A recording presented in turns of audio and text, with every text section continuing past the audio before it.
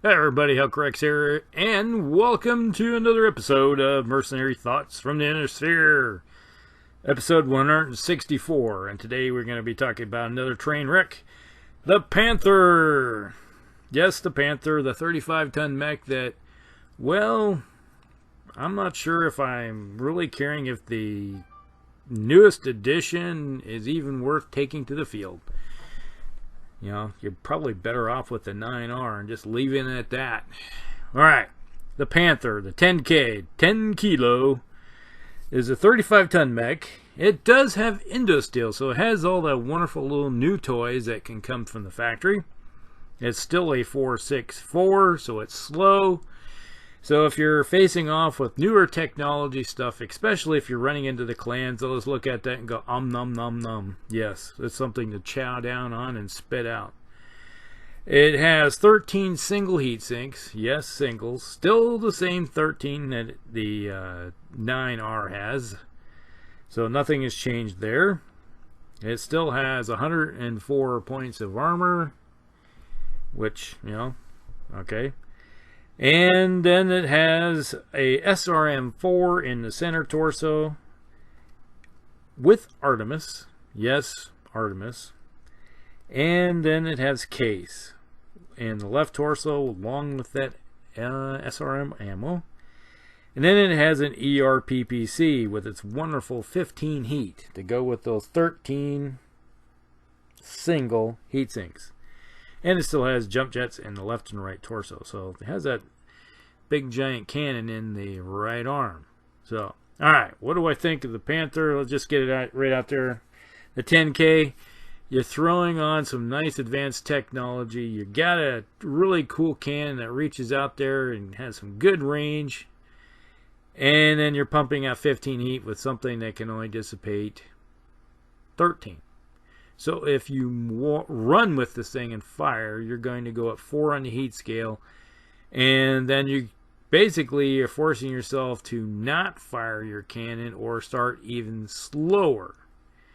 And in that case, a slower, turning this mech into a 3.54 is just begging for somebody to go out there, hey, look at that. That's a really slow light mech that has no movement modifiers on it, or one.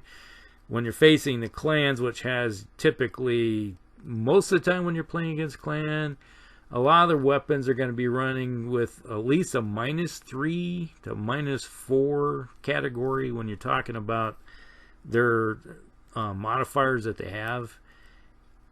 Your one mod that you might have with that after heating this thing up is going to be like, oh, whatever, we'll just take a turn and a couple, or one of your big mechs concentrates on it and fills it full of holes and maybe even finds that ammo, and whoop, you just blew a big chunk of the mech apart. So that's my experience with this thing, is that it attracts attention pretty quickly. It is definitely not a frontline mech. It's a second line mech. And the way it's categorized right now, this is not something you want to have out front. And it's going to be relegated to far-ranging fire support role then, because it's going to, like I said, it's going to have to fire a couple turns maybe. It park itself, fire a couple turns, shut off, cool off a little bit, and then fire some more. Or you could heat it up to the point where you, just before you start getting the modifiers for to hit, and then shut off and cool off a bit, or cool it off completely, and then hope that no one is looking your direction, because maybe, hopefully, something bigger is out front attracting the attention and not worried about that 10-point shot coming their direction. But if they attract the attention of even a couple clan light mechs, they'll tear this thing to pieces and nothing flat. Just put it bluntly. Now, there has been, later on, they did do some modifications to this thing. Let me pull up a few. Now, the one that does take care of some of the problems you have is the 10K2, which is the next version. Basically, when they got their hands on some double heat sinks, yes, I know the fluff and everything, and that goes with the Draconius Combine. Says that, they didn't have enough double heat sinks to worry about changing those things or to doubles or anything. But the 10K2 does exchange the removes the Artemis, and the heat sinks are upgraded to double heat sinks. So there you go. And then they add another SRM4. So basically it has a couple SRM4s and ERPPC with some double heat sinks.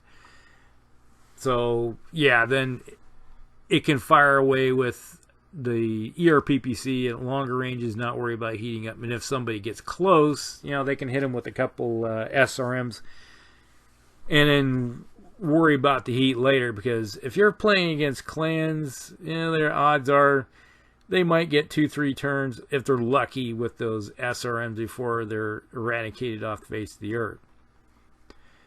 Okay, and let's see what we have. The 12 Alpha, this one I played this one, is an upgraded Panther to alleviate the heat problems with the 10K, which is famous for, yes.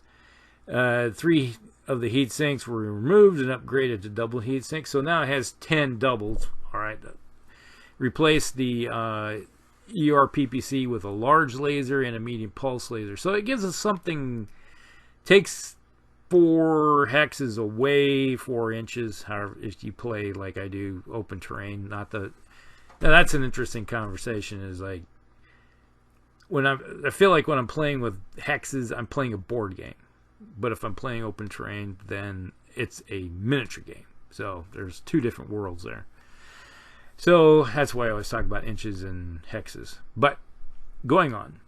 So it decreased the amount of firepower it had with the medium, and adds that medium pulse for up close, and then the missile launcher was upgraded to a streak version, which is good, and then it also has a target computer and some more armor. So the 12A is one that's kind of alleviating some of the firepower problems it has and upgrading some weapon systems.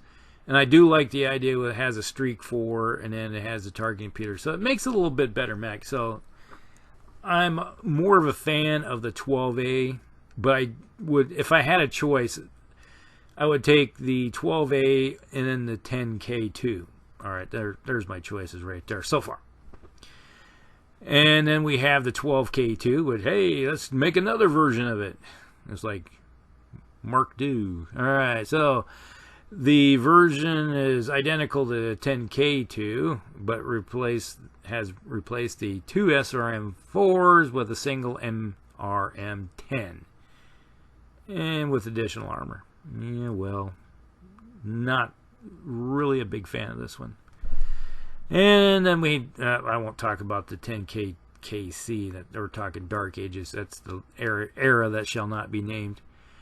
And then, okay, and there's the 13K, which has an XL engine in it. Oh my, no. And it has improved jump jets on board, and an XL gyro allows for the Panther to carry an SRM4 and a plasma rifle.